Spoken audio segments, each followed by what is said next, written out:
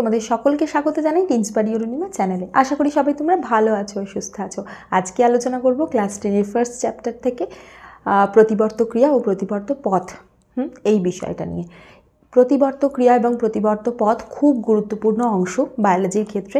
যদি তোমরা পরে বায়োলজি নিয়ে পড়াশোনা করতে চাও তাহলে এটা কিন্তু খুবই কাজে লাগবে তোমাদের। চলো দেখে নাও।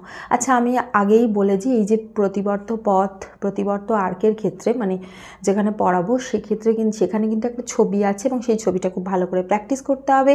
তার সাথে সাথে আমি পড়ানোর মাঝে কোয়েশ্চেন বলে দেবো, কী কী কোয়েশ্চেন আসে বা কী জাতীয় জিনিস আসে, স্টুডেন্টরা কী কী ভুল করে, পুরোটা দেখে নাও। আচ্ছা, আবার বলছি, আমি কিন্তু মানে আমার কাছে এরকম রিকোয়েস্ট বারবার আসছে যে আমি এক একটা চ্যাপ্টার ধরে ধরে আলাদা করে কোয়েশ্চেন বলে দেওয়ার জন্য, কিন্তু লিটারেলি একটা চ্যাপ্টারে এত কোয়েশ্চেন থাকে সেটা একটা ভিডিও বা দুটো ভিডিওতেও বলা কমপ্লিট হয় না, ঠিক আছে? আবার সেইটা যদি আমি করি না তখন তোমরাই বলবে যে এত কোয়েশ্চেন, তাহলে তো বলতে পারেন সব ইম্পর্টেন্ট। সেটা নয়, যখন সেই কারণেই আমি এইভাবেই পড়াই, যখন পড়াই তার মাঝে মাঝে ইম্পর্টেন্ট জিনিসগুলোও বলে দিই যাতে তোমাদের মনে থাকে এবং বুঝতে সুবিধা হয়, এবং যে পার্টটা থেকে পড়ছো সেই জায়গার মধ্যে কোনটা সবচেয়ে গুরুত্বপূর্ণ সেটাও যাতে বুঝে নিতে পারো। আমি রেকমেন্ড করবো পুরো ভিডিওটা দেখো, কারণ আমি পড়ানোর মাঝে মাঝে কী কী গুরুত্বপূর্ণ প্রশ্ন আসতে পারে সেগুলো বলে দিই, ঠিক আছে? চলো শুরু করা যাক। প্রথমেই আসবো সেটা হলো প্রতিবর্ত ক্রিয়া। প্রতিবর্ত ক্রিয়া কোনটা? ধরো তুমি চা করছো বা ম্যাগি করছো, হঠাৎ করে তুমি মানে ভুলে গেছো যে পাত্রটা গরম আছে, গ্যাসে বসানো রয়েছে, গরম আছে, তুমি হাতে করে ধরে ফেললে, কি হবে? তোমার হাত গরম লাগবে। আচ্ছা, তোমার যখন হাতেই গরম লাগলো তুমি কি ইমিডিয়েট পাত্রটাকে ছেড়ে দেবে না ধরেই বসে থাকবে? সেটা তো নয়, তাই না? যখন আমাদের হাতে কোনো কিছু গরম লাগে আমরা ইমিডিয়েট সেই জিনিসটাকে ছেড়ে দিই। এই যে রিফ্লেক্স, কোনো কিছু গরম হাতে ধরলে সেটা যখনই আমাদের মানে গরম লাগে প্রচণ্ড বেশি, তখন আমরা সাথে সাথে এই যে ছেড়ে দিই। এই যে মাসেল যেটা দুটোর কাছাকাছি ছিল জিনিসটা দূরে সরে যাচ্ছে, এই জিনিসটা কিন্তু হয় মানে মস্তিষ্ক দ্বারা নিয়ন্ত্রিত হয় না, এই জিনিসটা নিয়ন্ত্রিত হচ্ছে সুষুম্না কাণ্ড দ্বারা। সেই জন্যই এই জিনিসটা এতটা চট করে হয়, এতটা তাড়াতাড়ি হয়, ফ্র্যাকশন অফ সেকেন্ডের মধ্যে হয়ে যাচ্ছে। সেই কারণে এই জিনিসটাকে বলছে হলো প্রতিবর্ত ক্রিয়া। প্রতিবর্ত ক্রিয়ার জন্য আমরা কখনো কোনো কিছু ভাবনা চিন্তা করি না। ধরো আমার চোখে এসে আলো পড়লো, আমি কি ভাববো যে চোখে আলো পড়েছে তাহলে কি আমি চোখ বন্ধ করব তারপর করি? সেটা নয় না। চোখে আলো পড়লে আমরা চোখ বন্ধ করে নিই, এটা খুব ইনস্ট্যান্ট হয়। যেহেতু এতটা ইনস্ট্যান্টভাবে ব্যাপারটাকে হতে হবে সেই কারণে জিনিসটা স্পাইনাল কর্ড দ্বারা নিয়ন্ত্রিত হয়। ক্লিয়ার? পর তাহলে সংজ্ঞাটা কি চলো দেখে নাও। সেটা তাহলে প্রাণীদেহে একটা নির্দিষ্ট কোনো উদ্দীপনার প্রভাবে যে স্বতঃস্ফূর্ত তাৎক্ষণিক ও অনৈচ্ছিক প্রতিক্রিয়া সৃষ্টি হয় সেটাকেই বলছে হলো প্রতিবর্ত ক্রিয়া। এক্ষেত্রে দেখো 3টে পয়েন্ট আমি লিখেছি, এই 3টে অবশ্যইভাবে লিখতে হবে। স্বতঃস্ফূর্ত, যেটার জন্য আমরা ভাবনা চিন্তা করি না, তাৎক্ষণিক, জিনিসটা ফ্র্যাকশন অফ সেকেন্ডের মধ্যে হয়ে যাচ্ছে, এবং অনৈচ্ছিক, মানে এটা আমরা ইচ্ছাকৃতভাবে ভাবনা চিন্তা করে করি না, চট করে হয়ে যায়। সেই জন্য এই জিনিসটাকে বলছে হলো তোমার প্রতিবর্ত ক্রিয়া। এই যে প্রতিবর্ত ক্রিয়ার উদাহরণ কি, যেটা বললাম, চোখে আলো পড়ছে, বা ধরো তুমি হাঁটছিলে, খালি পায়ে ছাদে হাঁটছো বা তোমাদের উঠোনে হাঁটছো, তোমার পায়ে চট করে একটা পেরেক লাগলো, তুমি পাটা কি করবে? তুমি কি পেরেক, যে পায়ে ধরো পেরেক আটকেছে সেই পাটা আবার ফেলে তার উপর বডি ওয়েটটা দিয়ে কি হাঁটবে না, তাই তো? তুমি কি করবে? ইমিডিয়েট কোথাও বসে পড়বে বা দাঁড়িয়ে গিয়ে সেই পেরেকটাকে সরিয়ে দেবে। এইটাই একটা প্রতিবর্ত ক্রিয়া। তার সাথে সাথে ধরো তোমাদের বাড়িতে, তোমাদের বাড়িতে যারা বড়রা আছেন, কোনো ভালো রান্না হচ্ছে, সেই গন্ধ মানে গন্ধ নাকে গেলেই দেখবে যে কি হয়, আমাদের মুখের ভেতরে জল চলে আসে। এটা একটা প্রতিবর্ত ক্রিয়া। রাস্তা দিয়ে যাচ্ছ, ফুচকার দোকানের পাশ দিয়ে যাচ্ছ, গন্ধরাজ লেবুর গন্ধ এলো আর তোমার কি হলো, মুখে জল চলে এলো। এই দেখো, এই যে আমি ডেসক্রিপশানটা দিলাম, ইভেন এটা শুনতে শুনতেও অনেকের মুখে জল চলে এলো, যেমন আমার, কারণ যারা ফুচকা খেতে ভালোবাসো তারা নিশ্চয়ই জানো। সেই কারণে এগুলো সমস্ত কিন্তু প্রতিবর্ত ক্রিয়া। এগুলো স্পাইনাল কর্ড দ্বারা নিয়ন্ত্রিত হচ্ছে, সুষুম্নাকাণ্ড দ্বারা হচ্ছে, সেজন্য খুব চটপট হতে থাকে, ঠিক আছে? তাহলে এর বৈশিষ্ট্য অলরেডি পড়তে এতক্ষণ নিশ্চয়ই বুঝেই গেছি কি হবে। এটা অনৈচ্ছিক, আর দ্বিতীয় হলো এটা সুষুম্নাকাণ্ড দ্বারা নিয়ন্ত্রিত হয়, মস্তিষ্ক দ্বারা নয়। ক্লিয়ার?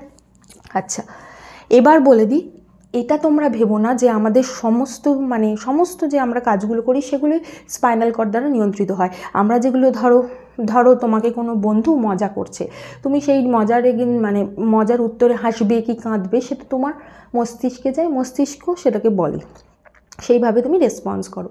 কিন্তু এই যে ঘটনাগুলো যেগুলো খুব তাড়াতাড়ি ঘটে, যেগুলো আমরা অতটা ভেবে চিন্তে করি না, চট করে হয়ে যায়, সেই জিনিসগুলো কিন্তু সমস্ত প্রতিবর্ত ক্রিয়া। তাহলে এটা ভেবো না যে সমস্ত কাজই সুষুম্না কাণ্ড দ্বারা নিয়ন্ত্রিত হচ্ছে, কিন্তু যেগুলো প্রতিবর্ত ক্রিয়া সেগুলি সুষুম্না কাণ্ড দ্বারা নিয়ন্ত্রিত হচ্ছে। এবার এই যে প্রতিবর্ত ক্রিয়া, এটা দুই প্রকার, জন্মগত আর অর্জিত। জন্মগত কোনটা? একটা বাচ্চা জন্মগ্রহণ করার পরই কিন্তু কি করে, ও দুধ খেতে চায়, এটা ওর জন্মগত, ওকে কেউ শিখিয়ে দেয়নি, এটা ওর জন্মগত।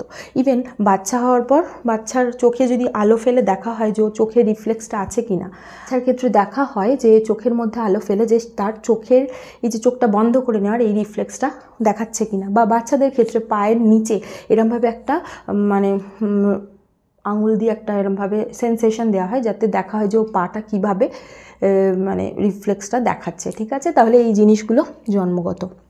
আর অর্জিত কোনটা? অর্জিত, ধরো তুমি সাইকেল শিখে গেছো, এবার আর তুমি কিন্তু কোনোদিন সাইকেল ভুলছো না। বা ধরো তুমি সাঁতার কাটতে পারো, সাঁতার কি কেউ ভুলে যায় না। তুমি ধরো হারমোনিয়াম বাজাতে পারো, গিটার বাজাতে পারো, এগুলো তোমরা মানে এগুলো তোমাদের আত্মস্থ হয়ে গেছে, এগুলো কোনো দিন তোমরা ভুলবে না। মুখস্থ করে কোনো আবৃত্তি করছো বা কিছু, এই জিনিসগুলো কিন্তু সমস্ত অর্জিতর মধ্যে পড়ে। মানে আমরা যত বড় হতে থাকি এই জিনিসগুলো প্র্যাকটিসের মাধ্যমে শিখে শিখে আমাদের ভেতরে আত্মস্থ হয়ে যায়, এগুলো আমরা কোনো দিন আর ভুলি না, তাই তো। তোমরা যারা হারমোনিয়াম বাজাও তারা নিশ্চয়ই জানো, আমিও যখন বাজাতাম আমি জানি আমরা কিন্তু হারমোনিয়ামের রিডের দিকে না তাকিয়েও বাজাতে পারি, তাই তো। ঠিক তেমনি ধরো আরও বাকিরা যা পারে, ধরো যারা সাঁতার পারে তারা সাঁতার মানে কি কোনো দিন ভোলে না, সে যে কোনো বয়সে সাঁতার কাটতে পারবে। সাইকেল চালানোর পর, সাইকেল কি তোমরা ভুলে যাও? কোনো দিন আমরা সাইকেল ভুলি না, তাই না। তাহলে এই জিনিসগুলো সমস্ত অর্জিত প্রতিবর্তর মধ্যে পড়ছে। এখন কথা বলবো প্রতিবর্ত পথ নিয়ে, বা রিফ্লেক্স আর্ক বলে। প্রতিবর্ত পথ মানে কি, যে একটা নির্দিষ্ট পথে এই যে প্রতিবর্ত ক্রিয়ার যে স্নায়ু স্পন্দন সেটা আবর্তিত হচ্ছে, তাকে বলছে হলো প্রতিবর্ত পথ। তাহলে এই প্রতিবর্ত পথের ছবিটা এখানে এঁকেছি। প্রতিবর্ত পথের যে উপাদানগুলো, প্রথমটা হলো গ্রাহক, জায়গায় তুমি সেন্স করছো, অর্থাৎ প্রতিবর্ত ক্রিয়া যেটা দিয়ে শুরু হচ্ছে, ধরো তোমার পায়ে পিন ফুটলো বা ধরো গরম বস্তুতে তুমি হাত দিলে, এই যে জিনিসগুলো দ্বারা শুরু হচ্ছে সেই জায়গাটাই হলো গ্রাহক, মানে যেখান থেকে তুমি সেন্সেশন নিচ্ছ। এই যে ছবিটার ক্ষেত্রে দেখো সেন্সেশন এখানে ঢুকছে, তাহলে এই জায়গায় দেখো তোমার একটা পিন ফুটেছে, এরকম বোঝাতে চেষ্টা করা হয়েছে। তাহলে এই জায়গাটা কি, সেটা হলো গ্রাহক। তাহলে প্রথম যে পয়েন্ট সেটা কি লিখব, প্রথম যে উপাদান সেটা হলো গ্রাহক। ওকে, গ্রাহক অংশে কি হয়, এই যে সেন্সেশন বা উদ্দীপনা সেটা গৃহীত হচ্ছে এবং সেখান থেকে স্পাইনাল কর্ড অবধি এই জিনিসটা এই যে সেন্সেশনটা সেটা যাচ্ছে। এই যে সেন্সেশনটা যাচ্ছে সংজ্ঞাবহ নিউরন দ্বারা, ঠিক আছে। তাহলে এটাকে বলে সেন্সারি নিউরন। দ্বিতীয় হলো সংজ্ঞাবহ নিউরন, ঠিক আছে। সেটা কোনটা এই ছবিতে? আচ্ছা, ছবিতে এই যে বেগুনি কালি দিয়ে যেটা এঁকেছি এইটা হলো সংজ্ঞাবহ নিউরন, ঠিক আছে। তাহলে এই অংশটা হলো গ্রাহক, এইটা হলো কি বললাম, সেন্সারি নিউরন বা সংজ্ঞাবহ। ক্লিয়ার এখানে? তাহলে এই অবধি এলো, যেটা বেগুনি কালি দিয়ে এঁকেছি এটা হলো গ্রাহক। তৃতীয় হলো স্নায়ু কেন্দ্র।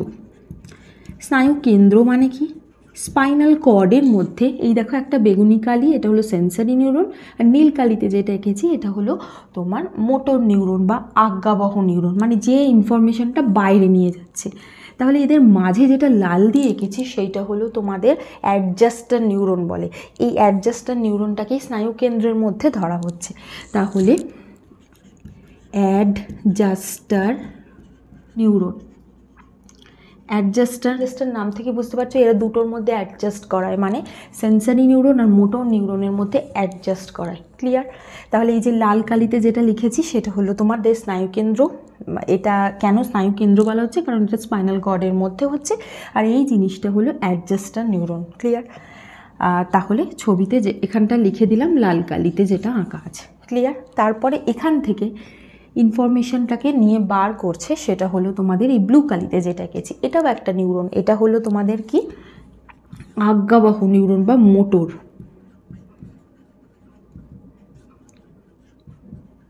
ঠিক আছে, এরমভাবে বেরিয়ে যাচ্ছে। এটা হলো কি, সেটা হলো কারক বা পেশি।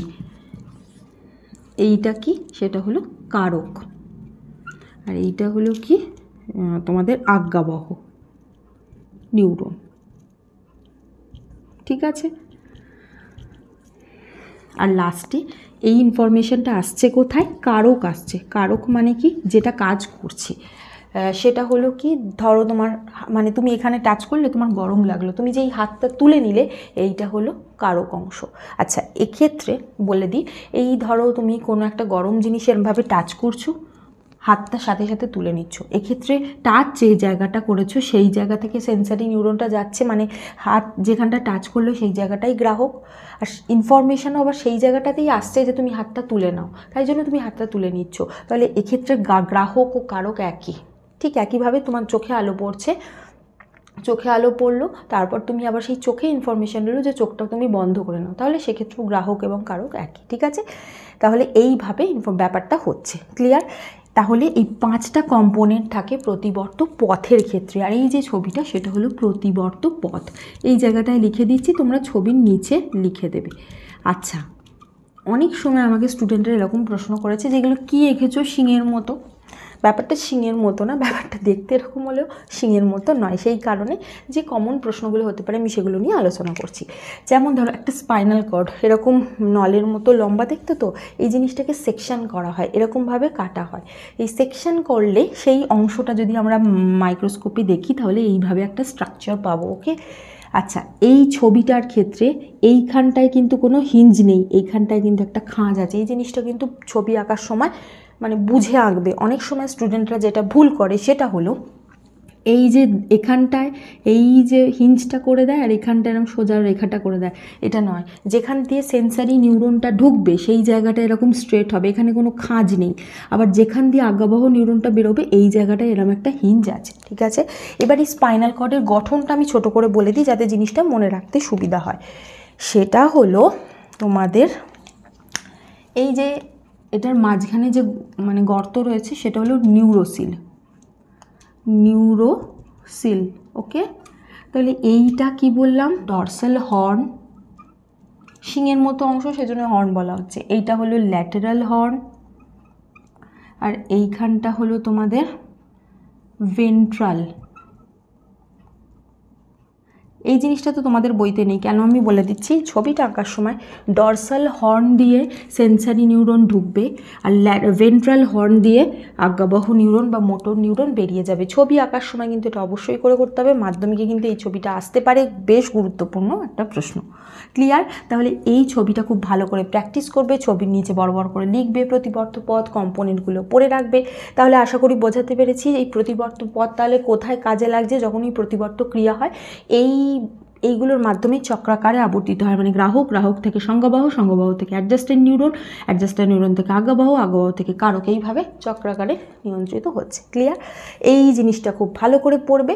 আচ্ছা, এই জায়গাটায় বলে দিই, স্পাইনাল কর্ড যখনই আঁকবে, স্পাইনাল কর্ডের ক্ষেত্রে ভেতরে থাকে গ্রে ম্যাটার। এই যে ডট ডট দিয়ে এঁকেছি এইটা হলো গ্রে ম্যাটার, এইখানে থাকে হলো তাহলে গ্রে ম্যাটার। ওকে,